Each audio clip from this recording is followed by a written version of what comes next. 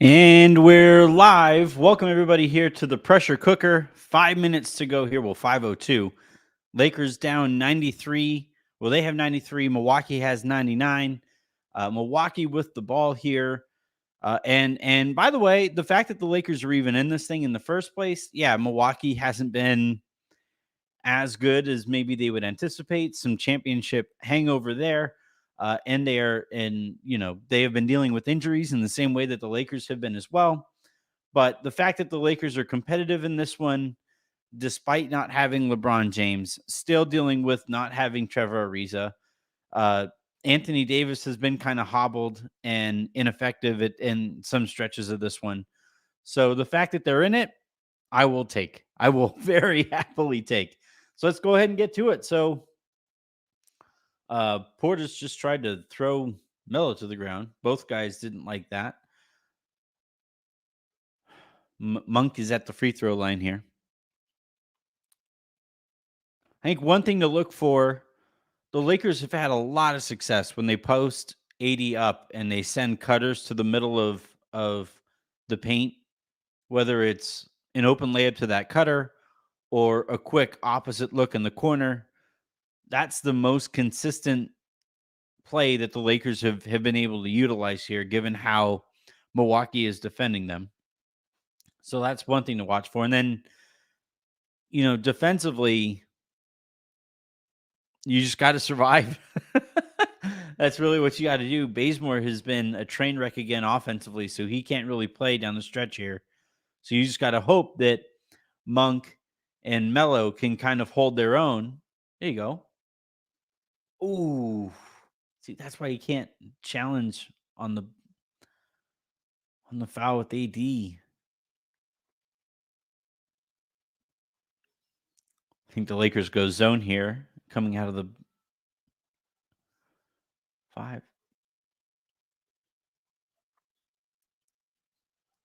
Good D. Oh, go. Sorry, children.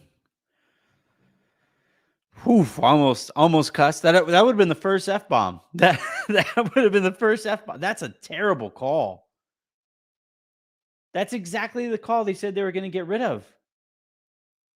That's not his normal shooting motion.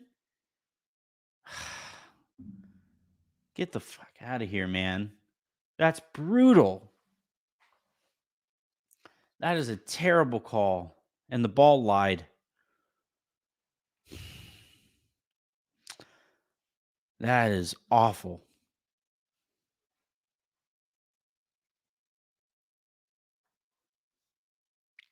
So really quickly, I'm going to show Andy's comment here. So it depends on the game. Lakers were playing against Lonzo and Caruso, so I decided to go live for that last one. But yeah, NBA TV games, they're in that kind of middle area. Come on, Milo. Where sometimes I'll go live for those. I'll try to give you guys enough heads up when I do. But this is one of those marquee matchups, ESPN. These are the ones that I'm going to do every week. Normally, I don't do them on Friday nights because normally I'm a couple cocktails in on a Friday night, but it's Boston on Friday. LeBron is returning. So we'll be right back here again for Friday. And I can't wait. It's going to be a really good matchup. But thanks, Andy, for asking.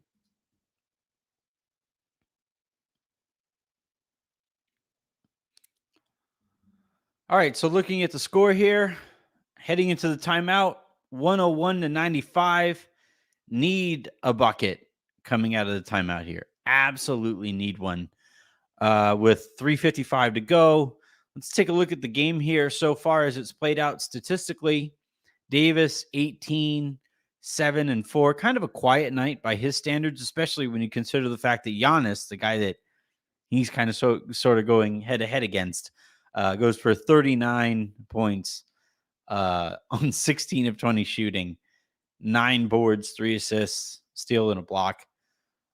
So you'd like to see more from AD. For some reason, he just doesn't take that matchup personally, and Giannis very much does. Elsewhere across the roster, though, you got, great game here from Taylor Horton Tucker. I want to know what you guys think. I think when LeBron comes back on Friday, I think THT has to stay in the starting lineup, and I would show Bradley the bench. Say thank you very much for the attempted defense that you offer, but the Lakers really have to sell out for offense. And I think having Talon out there with LeBron, and you can stagger him so that he can still get some second unit minutes. But I think Taylor's been too good to bring off the bench. All right, here we go. Back underway. Lakers have the ball. They got to stop. 101-95, 3:40 to go. Let's get a bucket here, huh? Good vertical screen and roll. Tough pass.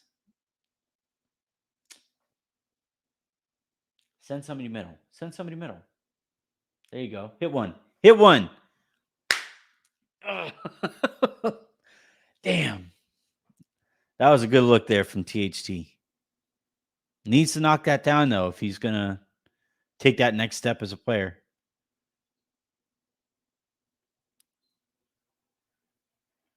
Too small.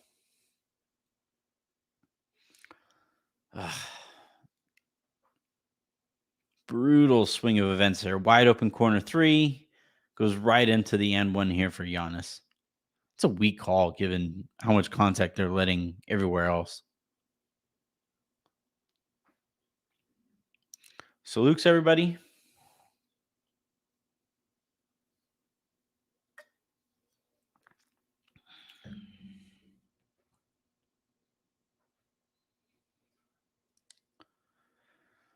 Still got kind of a chance here. Outside chance. 104-95. Need a bucket. Kind of have to play perfect from here on out, which is tough. It's tough to do against any team, but especially against the defending champs with Giannis playing the way that he is. Get up there.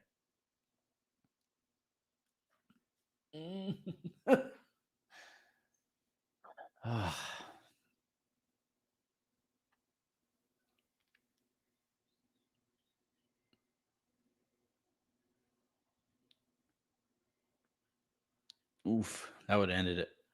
All right, here we go. Get out. You got Monk on the trail. You got. All right, good finish. All right, 97-104 here. Need a stop. 2:22 to go. Big time finish there from Russ. Come on. Lakers back in the zone, it looks like. Nope. They just switched. Ooh.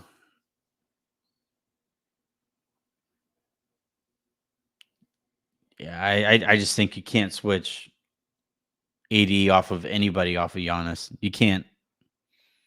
Unless you absolutely have to, and I just don't think the Lakers had to there. And THT has to take a harder foul. If you're going to foul him, like wrap him up or just let him get the bucket.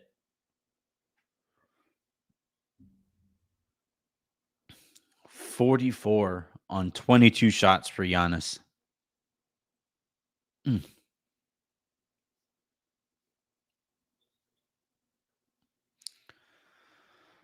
All right, here we go. Down 10, 2 minutes to go. This one's kind of slipping away. This is where you really miss LeBron because he's so good at understanding what the offense needs to do down the stretch. And there you go. Good finish there from Russ.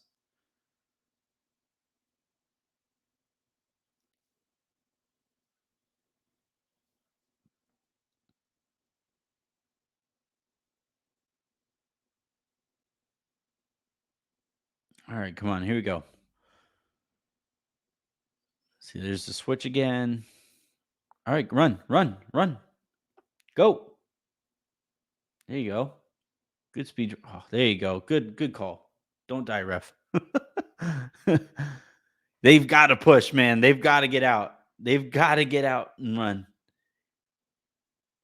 All right, THT stepping to the line, down 107, hopefully 91 at the end of these couple free throws. Need to make everything from here on out. Minute 30 to go. One thing I think that's going to be a big point of contention after this one is going to be the first couple minutes of the fourth quarter where the Lakers stayed with Russ or with Rondo and DeAndre Jordan and Kent Bazemore. Part of that, I think, was forced on them because of AD kind of being dinged up a little bit. but the Rondo DeAndre Jordan minutes this year have been pretty brutal, and they were brutal there in that stretch to open the fourth. All right, 107, 101. See, you don't need to switch there. Lakers are switching everything. The problem is that forces AD out of the paint. Like now he's guarding Drew Holiday. Russ is guarding Giannis. Get up. Go. Run. You got to stop, though. So what do I know? One more back. One more back. Reverse it. Oh. Farts. If Melo makes that pass to the corner, he got Monk wide open. Damn. That's brutal. There you go. Get on the floor. Jump ball. THT does this thing.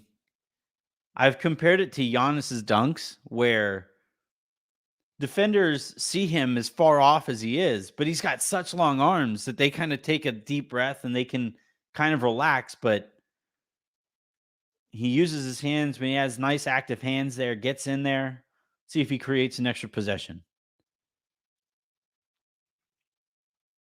Holiday's an athlete, though, so get it. All right, here we go. Don't do anything. Okay. Whew. All right.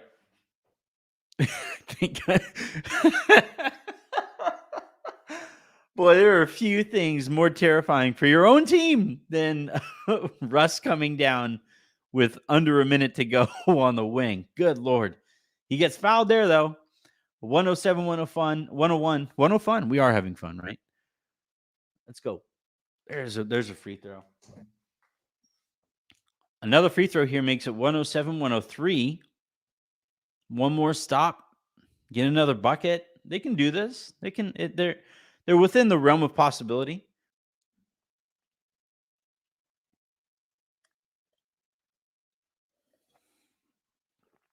Russ missed the free throw. That'll probably just about do it unless Giannis misses free throws here. He's a guy to foul, though.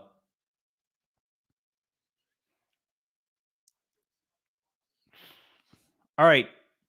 Give me your guys' let's play a little game here. Give me your guys' most valuable player, least valuable player, all that good stuff. We'll go LVL, MVL. Let me know in the comments, all that good.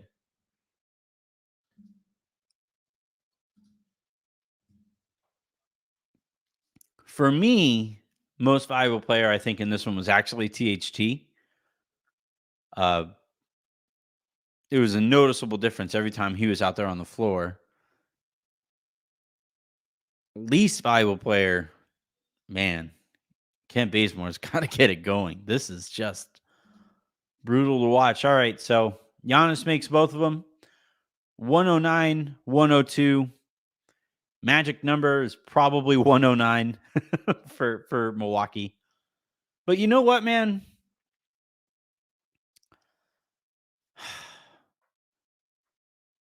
You don't like to, I with a championship level team, you don't really do the whole